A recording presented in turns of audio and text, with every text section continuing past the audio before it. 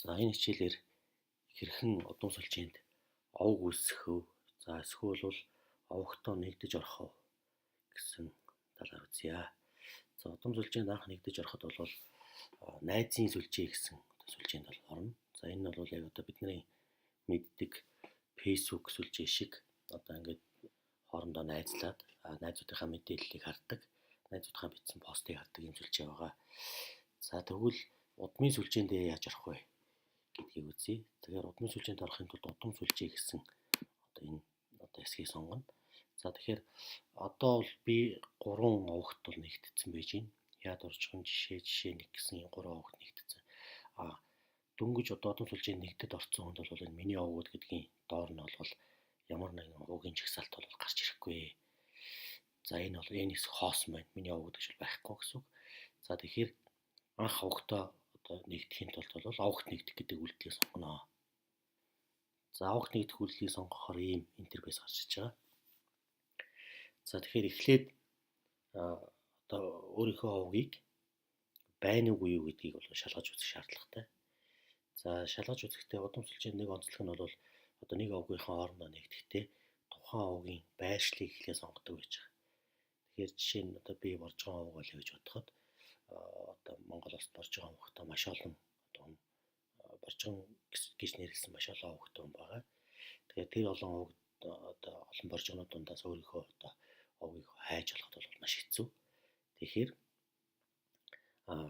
гарал үүслээрээ хөөж олох юм бол харьцангуй цөөхөн овг олтно. За өөрийнхөө овгийг хайж олох юм болцоотой байна. За жишээ нь бол одоо миний өвгдөөц Баянгор аймгийн Богд суманд амьдарч исэн гэх юм бол Баянгор аймгийн Богд сум гэж сонгож байгаа. За тэгэхээр энэ одоо байршил нь бол яг одоо амьдарч байгаа байршлаа сонгохгүй. Яг таны өвгдөөц цаана амьдарч исэн тэр байршлаа сонгоно. Бол та дөрвөн үеэ мэддэг бол жишээ нь таны одоо тэр мэдж байгаа хамгийн дээдлийн өвгдөөц маань аль одоо газар амьдарч суурьж таны мэдж байгаа тэр өвгдөөц маань хаана амьдарч одоо суурьж байсан байршлыг бол одооны одоо захааны хуваараар оруулах юм аа. За Баянгор аймгийн Богд сумгаас сонгочих. За тэгээд одоо шинэ жишээ болгоод ингэж боржхон гэж хайх. За хайхтаа бол юугаар бичиж болно? Англиар энэ англи үсэг галилаад бичиж болно. За эсвэл бол монголоор одоо ингэ боржхон гэж бичиж болно. За эхний нэг 3 үсгийг тавьчихад бол хайх болцоо. За тэгэнгүүт за боржхон гэж ийм овг олдсонгүй гэдэг чинь. За тэгвэл арай өөр газар хайж үзье. Баянгор аймгийн за зүйтгэдэг сумд хайж үзье. За Баянгор аймгийн Үлзий сумд бол 4 боржгоо овг гарч ирж байна. За энэ гарч ирсэн овгийн одоо за энэ овгийн нэр байж байна. За ард талд нь үүсгэсэн хүнийх нь зураг нь байж байна. Үүсгэсэн хүнийх нь нэр байж байна. Хизээ үүсгэсэн байна, хичнээн хүн бүртгэсэн байна. Энэ овг дээр гэсэн мэдээлэлүүд бол гарч ирж байгаа. За тэгээд та бол энэ за тэгээд эндээс өөрийнхөө овгийг сонгоод хэрвээ таны овг бол мөн байвал энэ овгтой одоо нэгдэх үйлдэлийг бол хийх юм байна. Тэр бол өөр нэг ижил овгийн хүмүүс бол нэг л овгтой нэгдээ тэр овг дээрээ одоо хамтдаа ургын бичгээ бүтлээд тэгээ хамтдаа одоо түүхээ үсгээд явах юм байна. Түүнээс өөр одоо ижил овгийнх мөртлөө өөр нэрт одоо овгууд үсгээд иж болохгүй. За тийм учраас би энэ овгт нэгдэх үйлдэлийг сонгож жишээ нь энэ Монголын амар сайхны сонгосон овг бол миний овг л гэж бодоход за би ингээд дарахаар овгт нэгдэх хүсэлт гарч иж байгаа. За тэгвэл энэ овг бол миний ингээ аавын овг, за эсвэл ээжийн овг, за эмээгийн овг, хоёр эмээгийн овг, аль овг болохыг сонгоно. За тэгээд сонгохоор бол энэ хинбэ гэдэг мэдээлэл нь өөрчлөгдөж байгаа. За тэгээд за одоо чинь ингээ би энэ дээр өөрөөр мэдээлэл бичиж оруулах тийм ээ. За одоо энэ ч гэдэгтэй ингээд за элен зөв маань одоо энэ ч гэдэг ингээд нэр бичиж оруулна. За тэгвэл одоо би одоо ингээд өөрийнхөө овгт нэгтгэе гэдэг аль болох одоо дэлгэрэнгээр ингээд хүсэлтийг бичиж оруулах хэрэгтэй. Аль болох дэлгэрэнгээр. Яагаад гэхээр бол одоо яагаад дэлгэрэнгээр бичиж байгаа вэ гэхээр бол одоо энэ овгт нэгдэх хүсэлт та илгээсний дараа бол шууд овгтоо нэгдэчихгүй. Одоо энэ овгт байгаа энэ 21 хүнээс таныг одоо баталгаажуулах алхмыг бол хийнэ. Тэгэхээр энэ яг манай овгийн хүн одоо мөн үгүй юу гэдгийг юугаар баталгаажуулж тэр хүмүүс мэдэх вэ гэхээр таны н оруулсан мэдээлэл дээрээс баталгаажуулж харах юм байна. Таны аавын нэр, өвгийн нэр, эдэнцийн нэр тийм ээ. Тэгээд бичсэн хүсэлт чинь тийм ээ.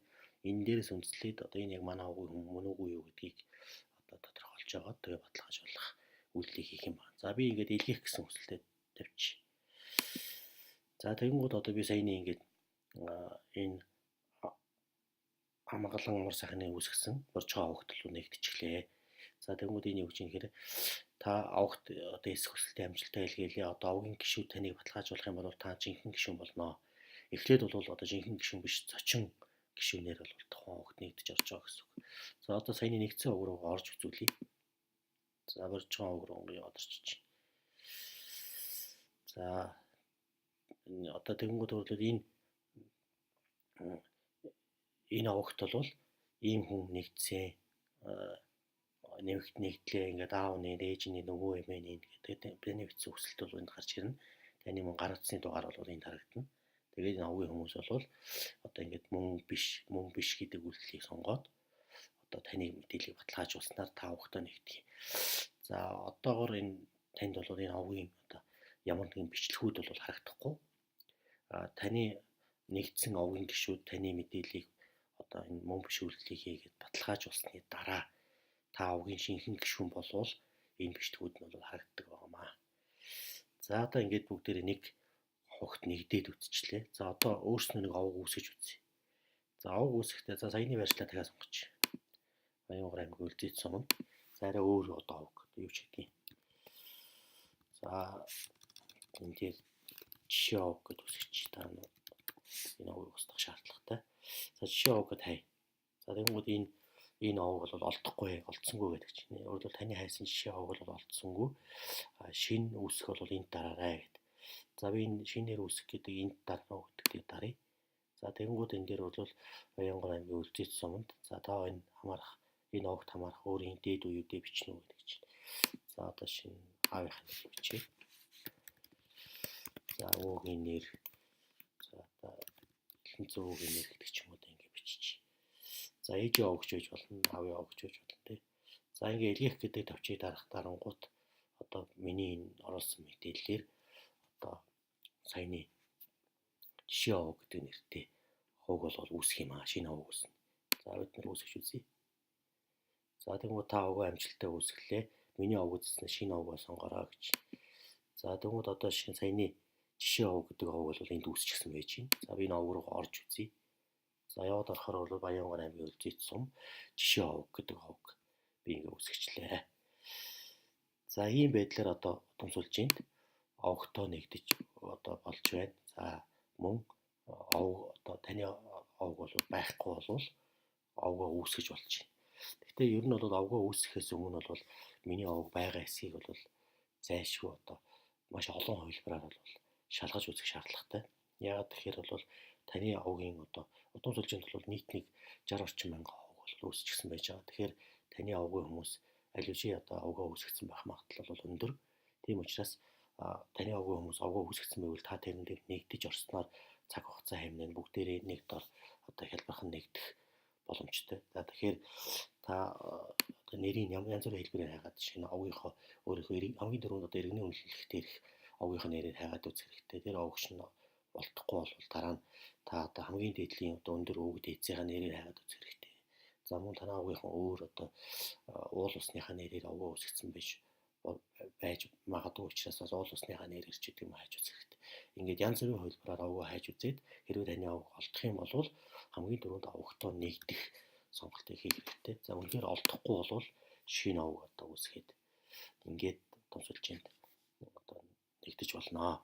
За нэг зүйлийг хэлэхэд бол энэ найзын сүлжээ, удам сүлжээ хоёр бол тусдаа байгаа. Найзын сүлжээнд одоо би найзын сүлжээнд дарахад бол ингээд ийм мэдээлэлүүд харагдаж байна. Тэгэхээр найзын сүлжээ бол зөвхөн ингээд найз болсон хүмүүстэйг л мэдээлэл харуул одоо найзынхаа бичсэн мэдээллийг л хардаг байгаа. За харин удмын сүлжээнд байгаа мэдээллийг бол тэр овгийн хүмүүсээс өөр хүн бол харахгүй.